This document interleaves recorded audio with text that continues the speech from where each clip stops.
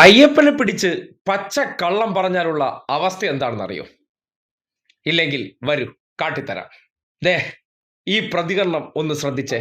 അയ്യപ്പന്റെ സ്വർണം കെട്ടത് LDF അല്ലാതെ മറ്റാരാ? കേട്ടല്ലോ, ബിന്ദു കൃഷ്ണ പറയുകയാണ് അയ്യപ്പന്റെ സ്വർണം കെട്ടത് ആരാണ്?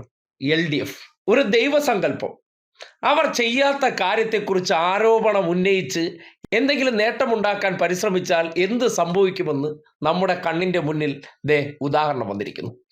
ഈ ദൃശ്യം അങ്ങോട്ട് നോക്കിയേ. ഇന്നലെ കൊല്ലം മണ്ഡലത്തിലെ തെരഞ്ഞെടുപ്പ് പരസ്യപ്രചരണം അവസാനിച്ചതിന് ശേഷം ബിന്ദു കൃഷ്ണയുടെ മകൻ ലഹരി ഉപയോഗിച്ച് മതോന്മത്തനായാണോ ഇത്രയും വേഗതയിൽ ഇത്രയും വലിയ അപകടമുണ്ടാക്കി രണ്ട് കുട്ടികളെ, കായിക താരങ്ങളെ ഇടിച്ച് കായലിലിട്ടതിന് ശേഷം നിർത്താതെ പോയ ക്രൂരത അരങ്ങേറിയത്?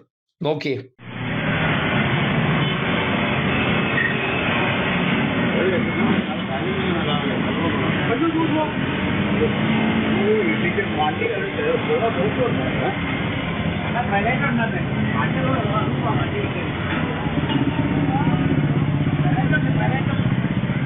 കണ്ടില്ലേ? പണ്ടൊക്കെയാണ് പിന്നെ ഇപ്പോ ചെയ്യുന്ന പ്രവർത്തനങ്ങൾക്കും പറയുന്ന കള്ളത്തരങ്ങൾക്കും സ്പോട്ടിൽ തന്നെ അയ്യപ്പൻ ചൂടോടുകൂടി മറുപടി കൊടുക്കുകയാണ്. അപ്പോഴാണ് കള്ളം പറഞ്ഞ് നേട്ടമുണ്ടാക്കാൻ ശ്രമിച്ചാൽ ഏത് രീതിയിലുള്ള പണിഷ്മെന്റ് ആണ് അവിടെ നിന്ന് വരുന്നതെന്ന് പറഞ്ഞാൽ മകന്റെ ജീവിതം വരെ കോഞ്ഞാട്ടയാകുന്ന രീതിയിലുള്ള ശിക്ഷ അയ്യപ്പൻ ചൂടോടെ അങ്ങ് കൊടുത്തപ്പോൾ അതിനെ ന്യായീകരിക്കാൻ പറയുന്ന കാര്യം നോക്കിയേ. ഒരു അപകടം പറ്റിയിരിക്കുന്നു, മകന്റെ പേരിലുള്ള വാഹനമെന്നാണ് പറയുന്നത്. അങ്ങനെ തന്നെയാണോ? ഞങ്ങളുടെ വാഹനത്തിൽ KSU പ്രവർത്തകർ യാത്ര ചെയ്യാൻ കൊട്ടിക്കലാശം കഴിഞ്ഞിട്ട് തിരികെ വണ്ടി കിടന്നിടത്ത് ചെന്ന് വാഹനം എടുത്ത് കുഞ്ഞുങ്ങൾ തിരികെ പോകുന്നതിനിടയിൽ മോൻ്റെ കൂട്ടുകാരായ KSU പ്രവർത്തകർ അവർ ആണ് ആ വണ്ടി ഓടിച്ചുകൊണ്ട് വന്നിരുന്നത്. അത് ഇന്നലെ പറഞ്ഞതാണ്. ഇന്നിപ്പോ രക്ഷപ്പെടാൻ വേണ്ടി CPM-ന്റെ ഉന്നത നേതാവിന്റെ ഈ KSU-കാരോടൊപ്പം ഉണ്ടായിരുന്നു അത്രേ. എൻ്റെ മകൻ വണ്ടി ഓടിക്കുന്ന, എൻ്റെ ഭർത്താവ് വണ്ടി ഓടിക്കുന്നതാണ്, നമ്മളെല്ലാവരും വണ്ടി ഓടിക്കുന്ന. അപകടം ഉണ്ടാകരുതേ എന്ന് പ്രാർത്ഥനയാണെങ്കിലും ചിലപ്പോൾ അപകടം സംഭവിക്കും. ഈ അപകട സമയത്ത് ഞങ്ങളുടെ വണ്ടി ഓടിച്ചിരുന്നത് മോൻ്റെ കൂട്ടുകാരൻ കൂടിയായ തിരുവനന്തപുരത്ത് CPM-ന്റെ നേതാവിൻ്റെ മകനാണ്. എത്ര നല്ല ന്യായീകരണം! എന്തായാലും ഒന്നും ആയിട്ടില്ല. പച്ചക്കള്ളം വീണ്ടും പറഞ്ഞാൽ മകനിപ്പോൾ RC ഓണറായിട്ടുള്ള ഒരു വണ്ടി കൊണ്ടുവന്ന് ഇടിച്ച സംഭവം ഉണ്ടായിട്ടുള്ളൂ. ഇതിനേക്കാൾ വലിയ പ്രത്യാഘാതങ്ങൾ വീണ്ടും ഉണ്ടാകാൻ പോവുകയാണ്.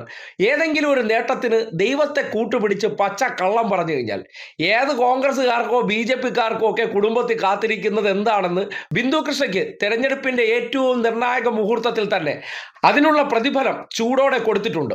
എന്തായാലും ആ വിഷയവുമായി ബന്ധപ്പെട്ട് ബിന്ദു കൃഷ്ണയുടെ മകനായതുകൊണ്ട് ലഹരി ഉപയോഗിച്ചിരുന്നോ ഇല്ലയോ എന്നതിനെ സംബന്ധിച്ചൊക്കെ അറിയാനുണ്ട്. കാര്യം ആ കാറ് പോയിരിക്കുന്ന വേഗത, സാധാരണഗതിയിൽ ഒരു റോഡിൽ കൂടി എന്തിനാണ് ഇത്രയും വേഗതയിൽ പോകുന്നത്? വേഗതയിൽ പോകാൻ എന്തായാലും ആശുപത്രി കേസൊന്നും അല്ലായിരുന്നു. അപ്പോൾ കൊട്ടിക്കലാശം കഴിഞ്ഞ് ഉള്ളിൽ മറ്റെന്തോ കിടന്ന് നുരഞ്ഞു പൊന്തിയതാണ് മകനും കൂട്ടുകാരും ചേർന്ന് ഈ തോന്നിവാസ റോഡിൽ കാണിച്ചത്. എന്നിട്ട് മകന്റെ കൂട്ടുകാരനാണെന്നൊക്കെ പറഞ്ഞ് രക്ഷപ്പെടുത്താൻ ശ്രമിക്കുമ്പോൾ ആ വണ്ടിക്കകത്ത് ബിന്ദു കൃഷ്ണയുടെ മകൻ ഉണ്ടായിരുന്നു എന്ന് വ്യാപകമായിട്ടുള്ള ആരോപണങ്ങൾ ഉയർന്നു വരുന്നുണ്ട്. ആ നിലയ്ക്ക് മകൻ ലഹരി ഉപയോഗിച്ചിരുന്നോ, ലഹരിക്ക് അടിമയാണോ എന്നതിനെ സംബന്ധിച്ചൊക്കെ ഒരു അന്വേഷണം നടത്തേണ്ടതുണ്ട്.